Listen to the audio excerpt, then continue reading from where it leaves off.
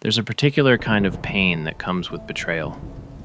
It's not just the act itself, it's that it came from someone who was supposed to be safe, someone you trusted, someone you let in. And now there's this quiet confusion that sits in your chest. You replay the conversations. You look for the moment it started to break. Was there a sign you missed? Could you have seen it coming? The questions don't bring clarity, they just circle. And here's the part that's hardest to explain. Stay with me here. The betrayal doesn't just live in the past.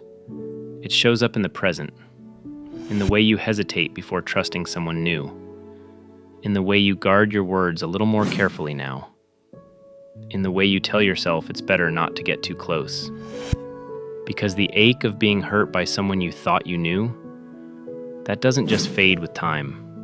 It changes how you see people, how you see yourself. Betrayal does something deeper than cause pain. It reshapes the lens through which we view the world. Before, trust may have come naturally. Now, it feels dangerous. And that's not irrational. It's not weakness. It's protection. When someone breaks trust, the body remembers. The mind remembers. And without realizing it, we begin to build walls.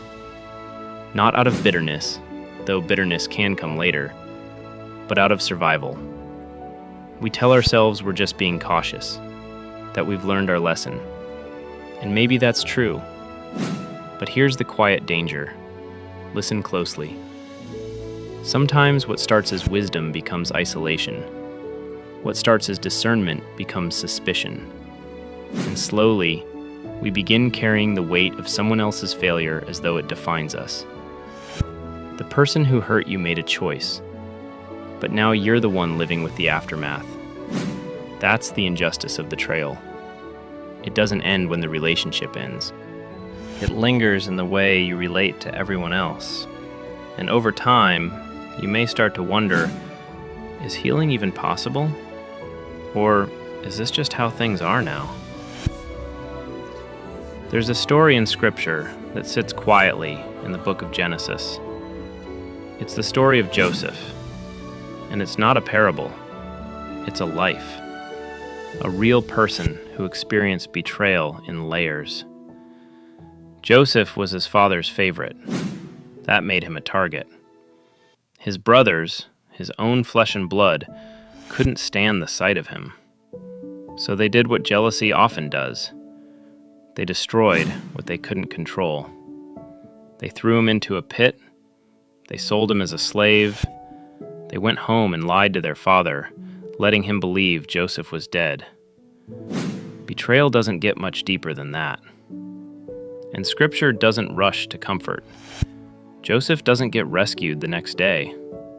He spends years as a slave in Egypt, years in prison for a crime he didn't commit, years waiting for something to change. And here's what Scripture doesn't do. This matters.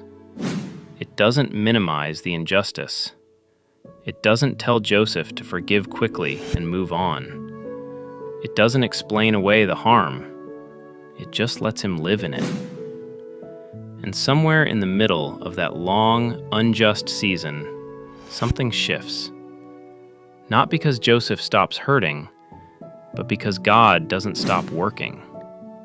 Years later, Joseph rises to power in Egypt, and one day, his brothers come to him. They don't recognize him. They're desperate, buying grain during a famine. Joseph has every reason to turn them away, every reason to let them suffer.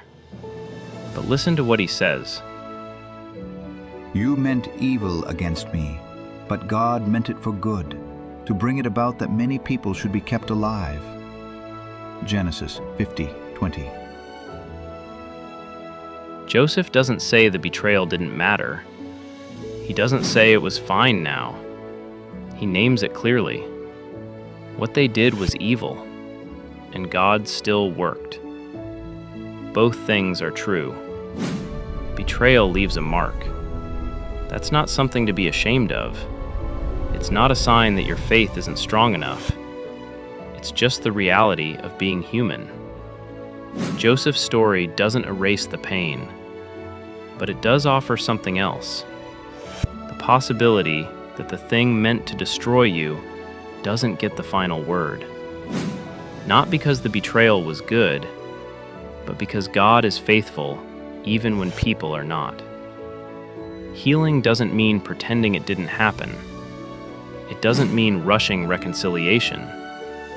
It means allowing space for grief and hope to exist at the same time, and believing that something can still be built, not by your strength alone, but by the same presence that met Joseph in the pit, in the prison, and in the palace.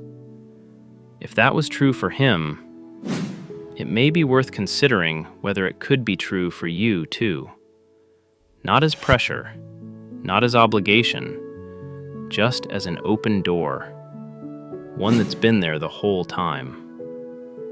Stay here for a moment. Let the noise settle, and ask yourself, quietly, what would it look like to release the need for the betrayal to define the rest of your story?